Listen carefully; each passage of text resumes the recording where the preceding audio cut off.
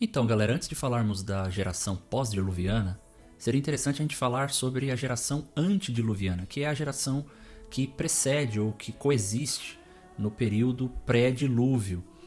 O Senhor Jesus disse em Lucas 17, verso de número 26, assim como foi nos dias de Noé, também será nos dias do Filho do Homem. O povo vivia comendo, bebendo, casando-se e sendo dado em casamento, até o dia em que Noé entrou na arca. Então veio o dilúvio e destruiu a todos.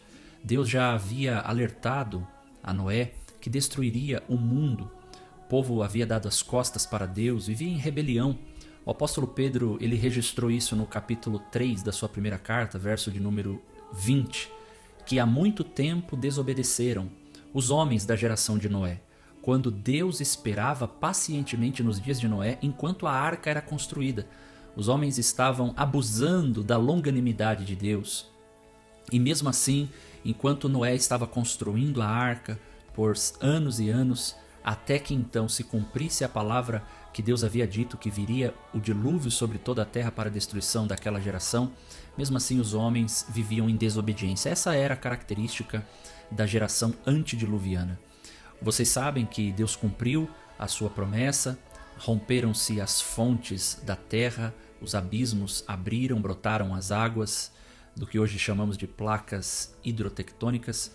Também as torrentes de chuva dos céus caíram águas durante 40 dias e 40 noites, suficientes para encher toda a terra num dilúvio, portanto, como cremos, universal. E dessa forma, aquela geração foi totalmente dizimada, exceto, como disse Pedro, em 1 de Pedro 3,20, 8 almas, 8 vidas que foram poupadas daquelas que entraram na arca. Deus preservou 8 vidas e também uma espécie de cada animal.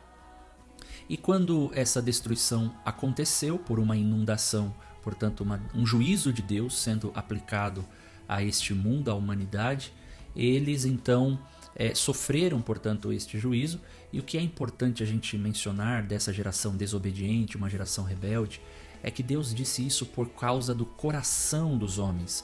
Quando nós lemos, por exemplo, Gênesis capítulo 6, verso de número 5, diz a Bíblia: o Senhor viu que a perversidade do homem tinha aumentado na terra e toda a inclinação dos pensamentos do seu coração era sempre e somente para o mal. Deus viu que o problema não estava em comer, beber, casar, dar-se em casamento. Essas coisas são legítimas, naturais. O problema é que o coração deles já estava totalmente pervertido e depravado, tanto moralmente quanto espiritualmente. Quando você lê o capítulo 8, verso de número 20, nós encontramos ainda essa mesma sensação da realidade da geração antediluviana. Na verdade, verso 21, o Senhor sentiu o aroma agradável queimando-os sobre o altar, o que foi queimado sobre o altar como holocausto. Ele sentiu aquele aroma agradável e disse a si mesmo: nunca mais amaldiçoarei a terra por causa do homem, pois o seu coração é inteiramente inclinado para o mal desde a infância. Então essas são as marcas da geração antediluviana, que na verdade é fruto de um coração inclinado para o mal, os pensamentos do coração inclinados somente para o mal. E Deus, ao enxergar isso, que isso acontecia desde a infância, é claro que ele já conhecia a constituição da natureza humana decaída, portanto, após o pecado original, que eles precisavam de um castigo. E Deus assim fez. Ocorre que, após este cenário de devastação, destruição, pela inundação universal que Deus promoveu, daquelas 8 almas que sobreviveram ao dilúvio, ainda assim os seus corações se perverteram rapidamente. Então Deus havia dito que não mais julgaria o mundo e destruiria o mundo pelas águas de um dilúvio. E ele fez um concerto com Noé, fez um concerto com a humanidade, fez um concerto com a terra, cujo selo deste concerto, ou sinal deste concerto, é o arco celeste, o arco luminoso, o arco colorido, que nós chamamos de arco-íris. É interessante, eu sempre menciono que essa palavra arco-íris, íris é uma homenagem a uma divindade pagã egípcia. Então eu creio que a melhor expressão para sermos legitimamente bíblicos seria arco celeste, este arco luminoso, este arco colorido. Todas as vezes que passasse um período de chuva ou de águas, Deus entre as nuvens colocaria este arco celeste como símbolo, na verdade, daquela aliança que Deus fez com Noé. Entretanto, isto não significou dizer que Deus não mais julgaria o mundo, como ele assim fez. Logo que os descendentes de Noé habitaram a planície de Sinear ou Sinar, que é, na verdade, uma região ali da Mesopotâmia, ali em Babel, cujo significado do termo é confusão, Deus viu que a união de linguagem, a unidade de linguagem daqueles homens estava tão firmada para um intento que se contrapunha à vontade de Deus e que era contrário, portanto, ao mandamento expresso de Deus de que os homens deveriam se espalhar por toda a terra. Eles estavam se concentrando através de uma construção de uma grande torre, cuja a finalidade era um envaidecimento pessoal, uma fama que eles desejavam e que assim buscavam, através daquela torre, atingir o próprio céu. Quando a Trindade percebeu esse tipo de intento e que eles estavam firmemente unidos na linguagem, e que isso demonstra que há uma força na unidade de linguagem tão tremenda, Deus então, com a sua soberania, também estancou esta rebelião. Portanto, há uma palavra que estava de fato indo, uma palavra que Deus havia estabelecido, melhor dizendo, que os homens deveriam se espalhar por toda a terra.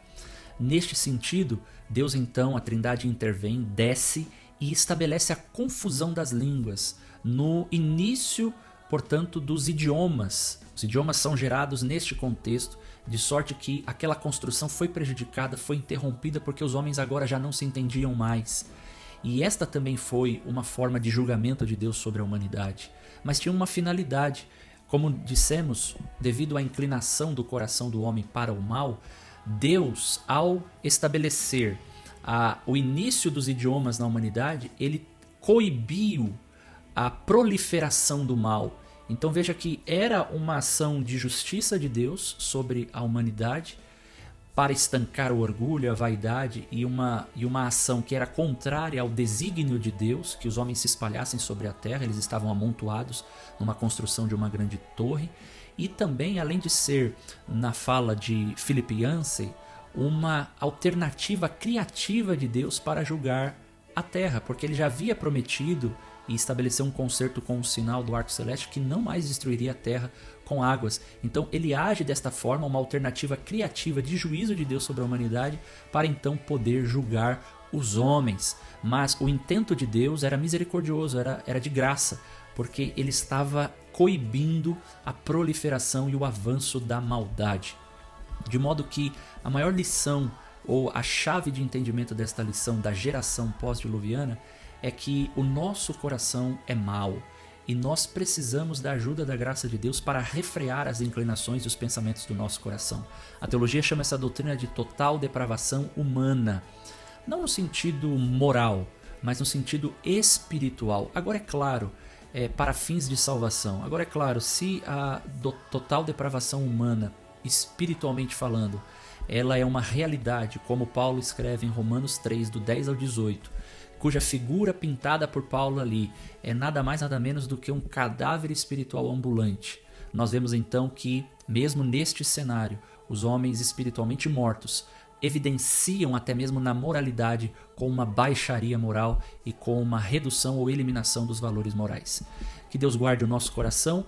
O escritor lá no livro de Eclesiastes, no capítulo de número 8, versículo de número 11, também registrou algo interessante sobre a questão do coração, que eu quero posicionar vocês a respeito desta realidade. Como não se executa logo o castigo sobre a má obra, ou quando os crimes não são castigados logo, o coração do homem se enche de planos para fazer o mal. Então Deus, ele age com o seu castigo, com o seu juízo, com a sua reprimenda, com a sua correção, visando mudar a postura do nosso coração. Que Deus faça isso comigo e contigo, que não tenhamos as marcas da geração antediluviana, desobediência, rebeldia, pensamentos que tramam o mal, nem muito menos da geração pós-diluviana. E o que cabe a nós, para fecharmos esta reflexão, demonstrando que a soberania de Deus é tão elevada e nobre, é que Deus vai agindo para coibir a proliferação do mal no coração do próprio homem. E é isso que Deus faz com graça para auxiliar o homem na saída e na quebra deste ciclo vicioso que tem gerado, portanto, tanta desordem e caos, inclusive na humanidade. Encerro dizendo que Deus faz então, após o dilúvio, um concerto de paz, um concerto de preservação. O texto sagrado diz no capítulo 8 do Gênesis que esse concerto era um concerto eterno, um concerto com a terra, um concerto com Noé e um concerto com a humanidade. E ainda, dentro deste concerto com a terra, é uma palavra tranquilizadora para todos nós em Gênesis 8, 22. Olha o que diz essa palavra. Enquanto durar a terra, plantio e colheita, frio e calor, verão e inverno, dia e noite jamais cessarão.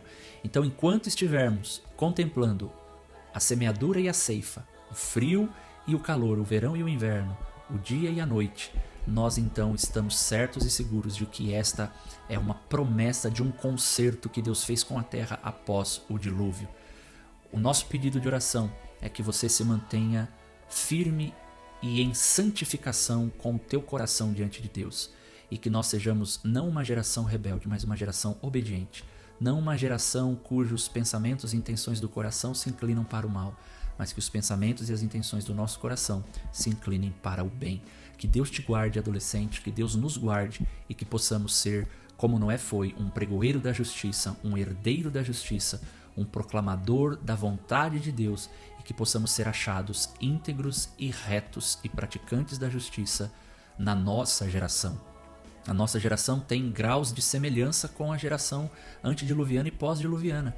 O apóstolo Paulo disse em Filipenses 2, verso 15 e 16 que vivemos numa geração perversa e corrompida, mas que nós devemos brilhar como astros e luzeiros no mundo.